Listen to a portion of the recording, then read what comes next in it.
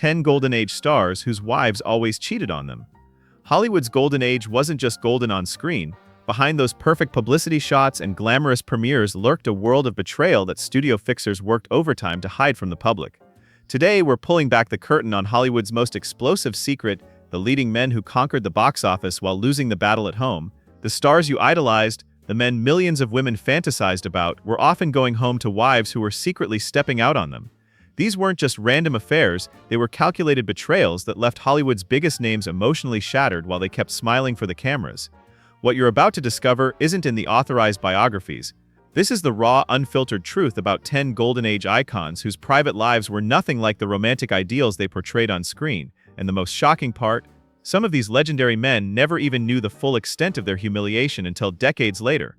Before we dive into these shocking stories, make sure you're subscribed and hit that notification bell so you never miss our deep dives into Hollywood's hidden history. And if you're already hooked, go ahead and smash that like button. It really helps us bring you more of these untold stories from cinema's golden age. Now let's get into it. I suppose you didn't hear her say anything either. Well, you see, I was kind of tired and I wasn't... Humphrey Bogart, the tough guy who couldn't tame his sluggy wife. Long before Humphrey Bogart found lasting love with Lauren Bacall, America's favorite tough guy was trapped in a marriage that could have been scripted by the writers of his darkest film noirs. His third wife, Mayo Methot, wasn't just difficult, she was legendary for her volatility, earning the nickname Sluggy for her tendency to become physically violent during their epic, alcohol-fueled arguments. While Bogey lit up the screen, his wife lit matches at home, and rumors say she wasn't lighting them alone. Their Hollywood Hills estate became known around town as Sluggy Hollow, an ironic twist on the idyllic-sounding Sleepy Hollow. Witnesses reported seeing broken dishes, shattered glass, and even furniture thrown from windows during their legendary battles. What few people realized was that Methot's legendary jealousy wasn't just paranoia, it was classic projection. According to multiple sources close to the couple, including servants and neighbors, Mayo entertained numerous visitors when Bogart was filming or promoting his movies. There was a particular delivery man who seemed to need an awful lot of time to drop off packages, noted one neighbor. Sometimes he'd arrive minutes after Bogey left and wouldn't leave until just before he was due home. Bogart suspected these betrayals but found himself in an impossible position. Male stars of the era were expected to control their households, and admitting his wife's infidelity would have been seen as a humiliating failure of masculinity, potentially damaging to his tough guy image. Perhaps most ironically, Methot's jealous rages about Bogart's potential affairs increased in direct proportion to her own indiscretions. During the filming of Casablanca, when Bogart was working long hours, Mayo's visitors reportedly became even more frequent. Their marriage finally ended in 1945, when Bogart fell in love with his young to have and have-not co-star, Lauren Bacall. While this relationship is often portrayed as Bogart leaving his troubled wife for a younger woman, insiders suggest a different narrative. Bogart finally found the courage to leave a destructive marriage after years of quiet humiliation. I don't think that's very nice, making fun of my Spanish. Desi Arnaz, when Lucy decided two could play that game. America's favorite redhead and her Cuban bandleader husband presented the perfect picture of matrimonial comedy on I Love Lucy. Their on-screen chemistry captivated audiences, making them television's first superstar couple. But behind the scenes lurked a marriage riddled with infidelity, and not just from the notorious Desi. They both stepped out, but Lucy knew how to do it without getting caught. Desi Arnaz's womanizing was Hollywood's worst-kept secret. His infidelities were so numerous and flagrant that even studio publicists struggled to contain the stories. From chorus girls to prostitutes, Arnaz seemed incapable of fidelity, often not even attempting to hide his betrayals. Desi wouldn't just cheat, he'd do it in public places where he was certain to be recognized, revealed one CBS executive. It was as if he wanted Lucy to find out. For years, the narrative centered exclusively on Desi's betrayals and Lucy's patience, but recently uncovered accounts suggest a more complex reality. Lucille Ball eventually began having affairs of her own, not out of a desire to find new love, but as a calculated response to Desi's ongoing humiliation of her. It was a form of emotional survival for her, explained one longtime friend. After years of public humiliation, she decided that what was good for the goose was good for the gander. But unlike Desi, she was brilliant about keeping it quiet. While Desi conducted his affairs with reckless abandon, Lucy was strategic and discreet. She reportedly developed close relationships with at least two of her co-stars, always being careful to maintain plausible deniability. Lucy was a genius about protecting her image, said a former studio publicity agent. She understood that while audiences might forgive Desi for his indiscretions, they would never forgive her if she was caught doing the same thing. What made this situation particularly poignant was that despite their mutual infidelities, Lucille Ball and Desi Arnaz genuinely loved each other. Their passionate connection never fully disappeared. They couldn't live with each other, but they never really moved on emotionally, observed one longtime family friend. Even after both remarried, there was always this current between them. Mrs. Clark Gable, and even a girl like this thinks he's wonderful. Clark Gable, the king of Hollywood, dethroned at home. Clark Gable, the dashing star who made women swoon as Rhett Butler in Gone with the Wind, was Hollywood royalty in every sense. Dubbed the King of Hollywood, Gable's masculine appeal made him the industry's most bankable leading man for decades. But before finding happiness with comedy queen Carole Lombard, Gable's earlier marriages revealed a man who wasn't always king of his own castle. Hollywood's king wasn't always in charge at home. Gable's first two marriages to Josephine Dillon and Maria Langham have long been subjects of curiosity. Both women were significantly older than Gable, Dillon by 17 years and Langham by 11, and both were wealthy, cultured women who helped transform the rough-around-the-edges young actor into the sophisticated star he would become. Josephine treated him more like a project than a husband, revealed one MGM colleague. She refined his speech, paid for his dental work, guided his career, but she also kept him on a very tight leash financially and socially. This control reportedly extended to Josephine maintaining her own independent social life, which several sources suggest included relationships with other men. Given the significant age gap, some historians believe their marriage may have been more of a business arrangement than a romantic partnership. There were definitely men who visited Josephine when Clark was away on location or at studio events, claimed one neighbor. Whether these were romantic entanglements or just social visits was never clear, but the frequency and timing raised eyebrows. Gable's second marriage to Maria Langham followed a similar pattern. Another older, wealthy woman, Langham provided Gable with stability and social connections. But again, sources suggest that Maria maintained relationships with other men, particularly when Gable's rising fame began keeping him away from home. Maria had a particular friend, a European gentleman who seemed to appear whenever Clark was away, noted one Hollywood hostess. They were very comfortable together in a way that suggested a long-standing intimacy. This changed dramatically when Gable met and fell in love with actress Carole Lombard. With Lombard, a successful actress who was closer to his own age, Gable finally experienced a partnership of equals built on genuine passion rather than convenience or career advancement. With Carole, he was a different man, observed one studio insider. For the first time, he seemed truly in love rather than just playing a part in someone else's production. But you were working like a convict in a granite quarry, weren't you? I chose to do it. Why? Don't you know? Gary Cooper, The Gentleman's Agreement. Gary Cooper embodied American values on screen. Integrity, straightforwardness, and moral clarity defined his most famous roles.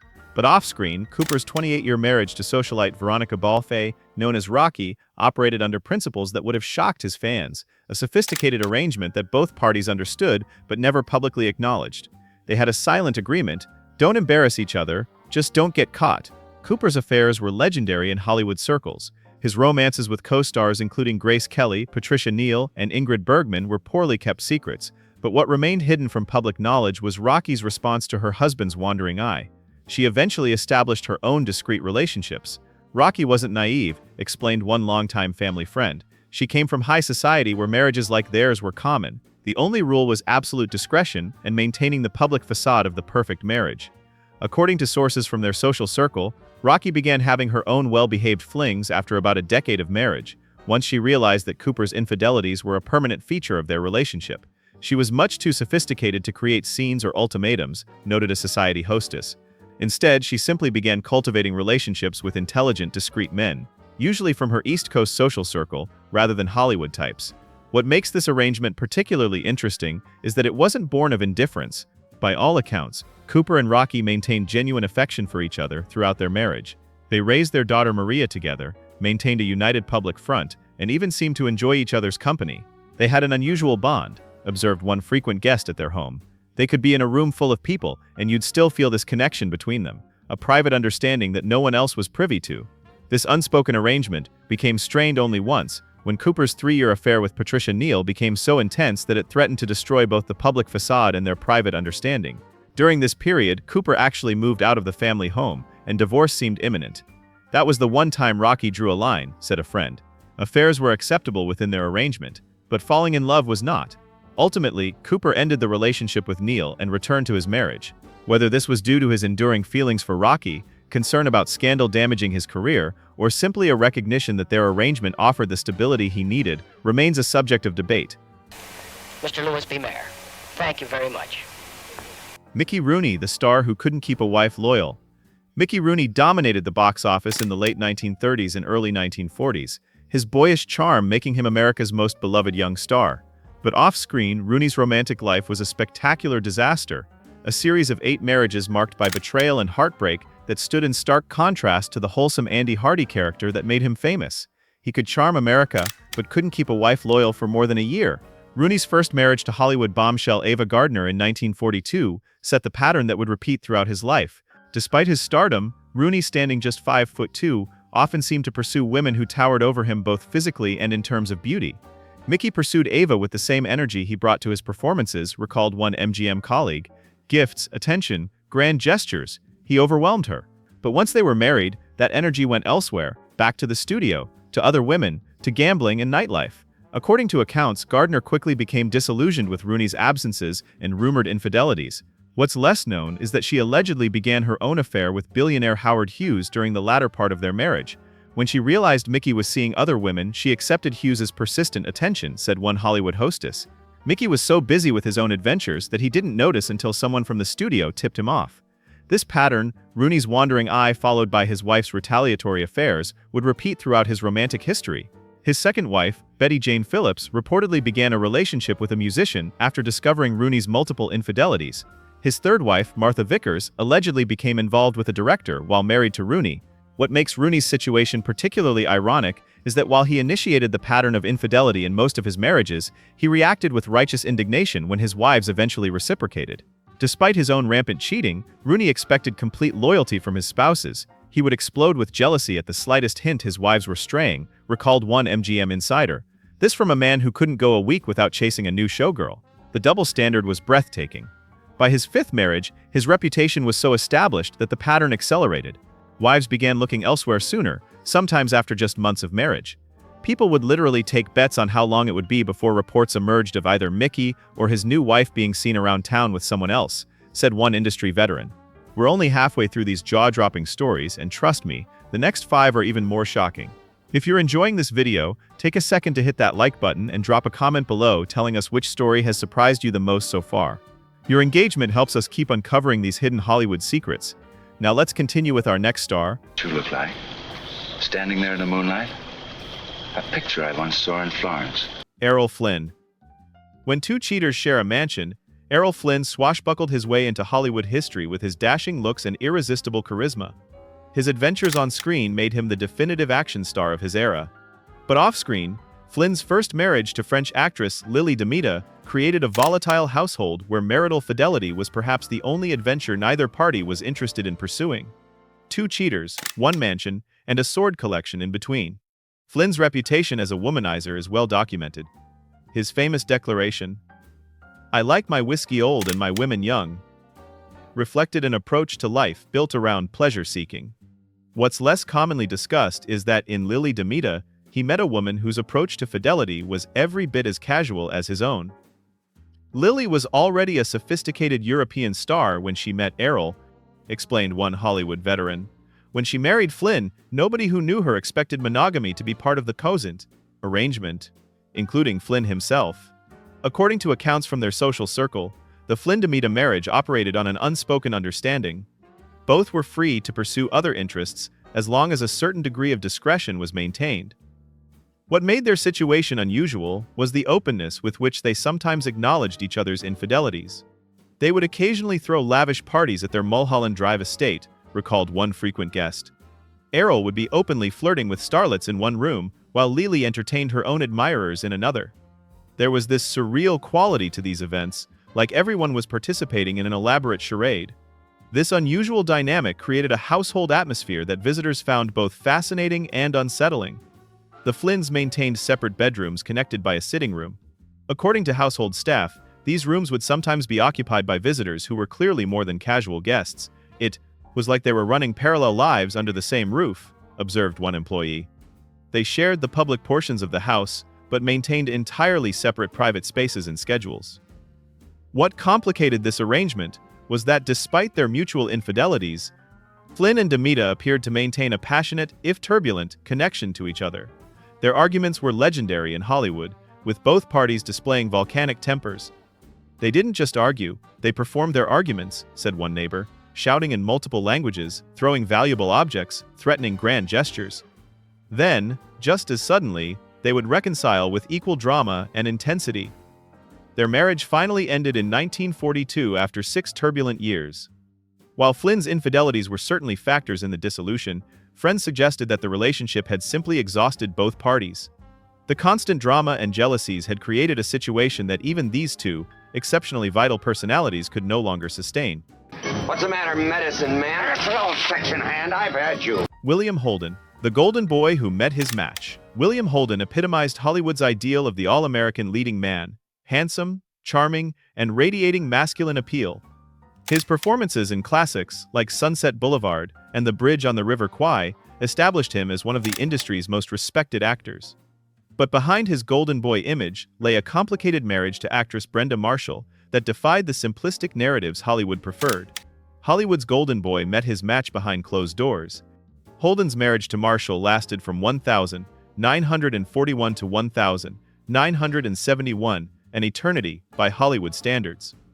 The longevity of their union led many to assume they had achieved that rarest of Hollywood accomplishments, a stable, traditional marriage. The reality was far more complex. Bill's infidelities were legendary around town, revealed one colleague. His affairs with co-stars like Grace Kelly and Audrey Hepburn weren't even particularly discreet. He had this incredible charm that women couldn't resist. What's less known is how Brenda Marshall responded to her husband's continuous infidelities. Rather than playing the role of the long-suffering wife, Marshall eventually developed her own independent emotional life. Brenda was nobody's fool, explained one family friend. After the first few years and countless infidelities, she made a calculated decision. She would maintain the marriage and family life they had built together, but she would also quietly seek emotional fulfillment elsewhere. According to sources from their social circle, Marshall developed several close relationships with men who provided the emotional attention that Holden's constant absences and affairs left lacking. These relationships were conducted with extreme discretion, far more carefully managed than Holden's often public dalliances.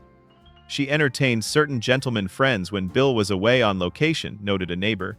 These weren't flamboyant affairs, they were quiet, dignified relationships with intelligent, cultured men who treated her with the respect she deserved. This arrangement created an unusual household dynamic. Holden would return home from his various location shoots and affairs, and the couple would seamlessly resume their public role as a devoted Hollywood couple. They raised their children together, maintained an active social life, and presented every appearance of a successful marriage. They had an unspoken agreement, said one close family friend. When Bill was home, he was fully present as a husband and father. Brenda never confronted him about his affairs, and he pretended not to notice her special friendships. Despite the unconventional nature of their marriage, those close to them insisted that Holden and Marshall maintained genuine affection and respect for each other throughout most of their 30-year union. Their arrangement seemed less about passion and more about practicality, two intelligent adults who had found a way to accommodate each other's needs while preserving the family structure. I've never planned anything, everything has always been somewhat spontaneous and I just let it happen. Tony Curtis, the Hollywood heartbreaker who got a taste of his own medicine. Tony Curtis and Janet Leigh were Hollywood's dream couple.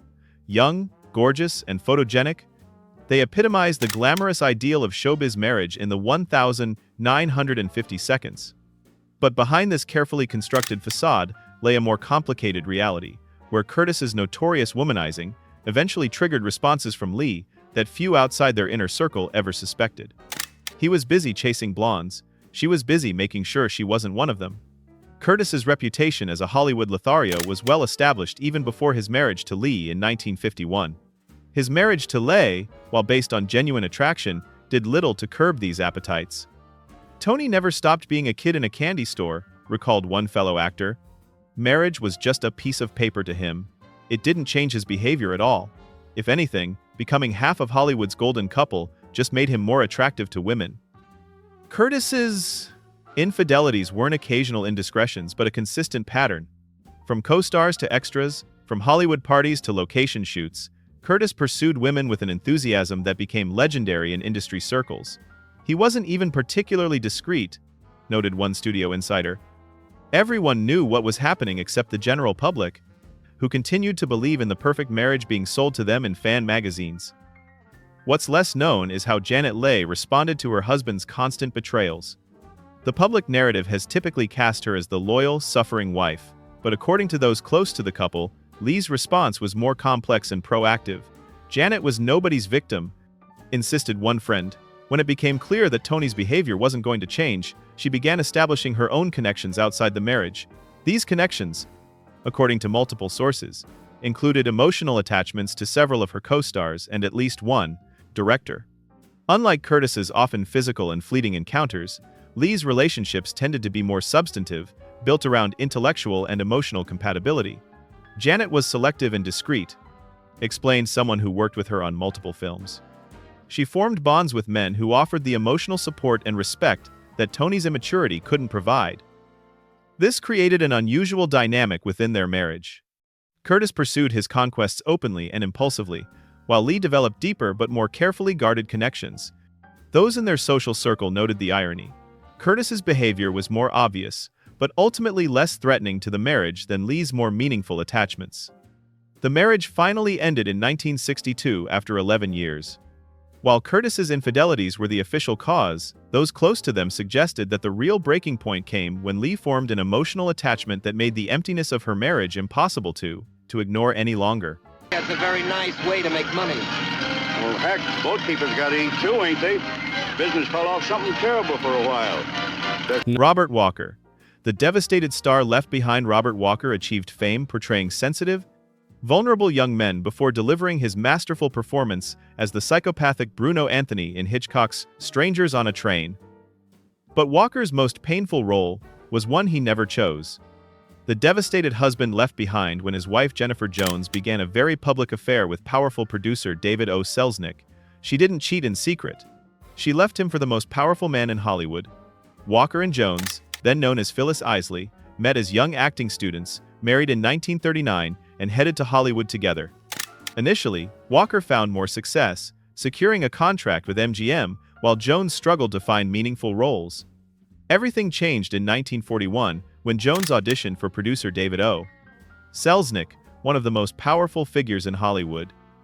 Selznick was immediately captivated not just by Jones's acting potential, but by the young actress herself.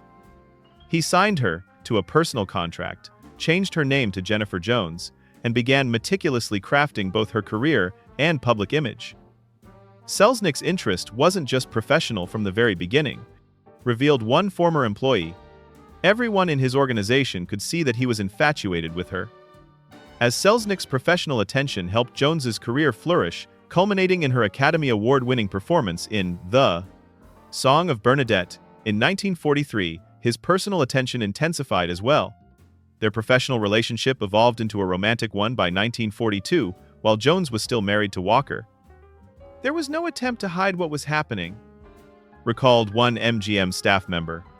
Selznick would send his car for her daily, have flowers delivered to her constantly, and they would be seen together at restaurants and functions. It was the most public secret affair in Hollywood. What made this situation particularly painful for Walker was his complete powerlessness. As an actor, under contract to MGM, he couldn't directly challenge Selznick, who wielded enormous influence throughout the industry.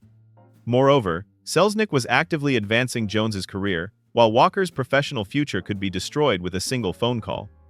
Robert was in an impossible position, explained a friend. The man who was taking his wife was the same man who could end his career with a word. He had to watch this affair unfold in front of the entire industry while maintaining enough professional composure to continue working. Walker's response to this humiliation revealed both his vulnerability and self-destructive tendencies. Never emotionally robust, he began drinking heavily, a habit that would eventually contribute to his premature death. His behavior became increasingly erratic, leading to embarrassing public incidents and professional difficulties. Jones filed for divorce in 1945, officially ending a marriage that had effectively been over since Selznick entered the picture. She married Selznick in 1949 after his own divorce was finalized. For Walker, the aftermath was devastating. Beyond the personal humiliation, he lost regular access to his two sons with Jones, as they began living primarily with their mother and Selznick. Despite these personal struggles, Walker experienced a professional renaissance in the early 1950 seconds with his brilliant performance in Strangers on a Train, 1951. Tragically, he died shortly after completing the film, suffering a fatal reaction to prescription sedatives combined with alcohol. He was just 32 years old. George Sanders and All About Eve. This is George Sanders. George Sanders, the cynical star cuckolded by Zsa Zsa Gabor, George Sanders built his career playing sophisticated, cynical characters who viewed the world with sardonic detachment. With his cultured British accent and air of world-weary experience, Sanders specialized in portraying men who were too intelligent to be fooled by anyone.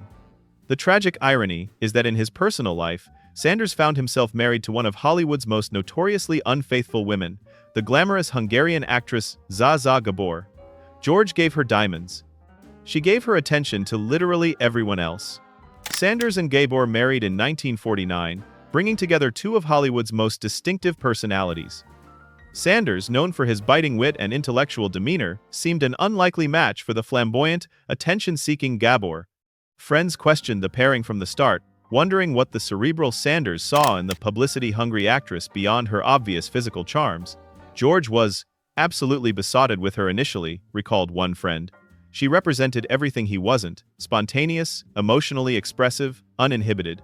He found her endlessly fascinating, like some exotic creature he'd discovered and couldn't quite categorize.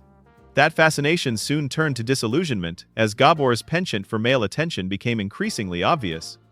Unlike most Hollywood wives who maintained at least a pretense of fidelity, Gabor made little effort to conceal her wandering eye and hands. Zsa Zsa would flirt with other men right in front of George, revealed one frequent dinner guest. Not just casual flirtation, but overtly suggestive behavior, touching, whispering, making plans within earshot of her husband. She seemed to enjoy his discomfort, almost as if she were testing how much he would tolerate. According to multiple sources, Gabor's behavior went well beyond flirtation. She allegedly conducted numerous affairs during their marriage, including a widely rumored liaison with Dominican playboy and diplomat Porfirio Rubirosa, and even a brief fling with Frank Sinatra. She had a particular fondness for powerful, virile men who represented a stark contrast to the cerebral Sanders, noted one Hollywood socialite. She pursued them openly, as if daring George to object. When he eventually did, she would dismiss his concerns with a laugh and a wave of her hand, as if his jealousy was an amusing quirk rather than a legitimate grievance. What made this situation particularly humiliating for Sanders was how public Gabor's indiscretions became. Her liaisons were reported in gossip columns and discussed openly at industry gatherings. Sanders, a man who valued his dignity and public image, found himself increasingly portrayed as the cuckolded husband, a role completely at odds with the commanding, unflappable characters he played on screen. For a man like George, the public humiliation was far worse than the actual infidelity, observed one colleague. He could perhaps have tolerated Zsa's affairs had she been discreet, but she seemed to revel in the attention her behavior generated without any concern for how it affected him. Sanders's response to this situation revealed the complex psychology of a man torn between his pride and his persistent fascination with his wayward wife. Rather than immediately ending the marriage, he alternated between cold withdrawal and desperate attempts to win back Gabor's exclusive attention. He would shower her with expensive gifts, jewelry, furs, even a Mercedes convertible in what seemed like attempts to compete with her other admirers, said one friend of the couple. Then, when these gestures failed to change her behavior, he would retreat into icy sarcasm and pointed public remarks about fidelity and dignity. This painful dynamic continued for approximately 5 years before Sanders finally filed for divorce in 1954. In his divorce filing, he cited extreme cruelty, a legal euphemism that barely hinted at the public humiliation he had endured throughout their marriage. After their divorce, Gabor went on to marry 5 more times, while Sanders married 3 more times, including a brief, ill-fated union with Zsa's sister, Magda. This strange choice led many to wonder if Sanders had ever fully extricated himself from the emotional web of his relationship with Zsa. Sanders's experience with Gabor seemed to deepen the cynicism that had always been part of his persona. In his later years, he became increasingly bitter about relationships and marriage, often making caustic public statements that echoed the disillusioned characters he portrayed on screen. Tragically, this cynicism may have contributed to his eventual death in 1972. His infamous suicide note, "Dear World, I am leaving because I am bored," reflected the profound disillusionment of a man who had seen through the pretensions of Hollywood romance, both on and off screen. Hollywood's golden age created magnificent illusions on screen. Romance, devotion, and fidelity were portrayed as the norm. But behind the cameras, many of cinema's most iconic leading men were experiencing a very different reality. While their fans imagined them as the ultimate romantic prizes, these stars often returned home to wives who sought fulfillment elsewhere. What makes these stories particularly poignant is the gap between public perception and private reality. The very men whose careers depended on projecting images of masculine appeal and romantic dominance were, in their private lives, experiencing betrayal and humiliation they could never publicly acknowledge. For some, like Bogart and Gable, these early experiences of marital infidelity eventually gave way to genuine, lasting love in later marriages. For others, like Walker and Sanders, the psychological damage never fully healed, contributing to tragic endings. And for stars like Cooper and Holden, complex marital arrangements evolved that accommodated both partners' needs while maintaining the all-important public facade. These stories remind us that behind Hollywood's perfectly crafted images lay genuine human experiences, complicated, messy, and often heartbreaking. The leading men who made millions of viewers swoon were, in their private moments, just as vulnerable to betrayal and heartbreak as anyone else. Perhaps that's the most enduring lesson from Hollywood's golden era. Even at the height of the studio system's power to create and control public narratives, the messy realities of human relationships remained beyond anyone's ability to script or direct. If you've enjoyed this look into Hollywood's hidden history, don't forget to like this video and subscribe for more untold stories from cinema's golden age. Leave a comment below with your thoughts on these revelations and which Hollywood legends you'd like to learn more about. Until next time, thanks for watching.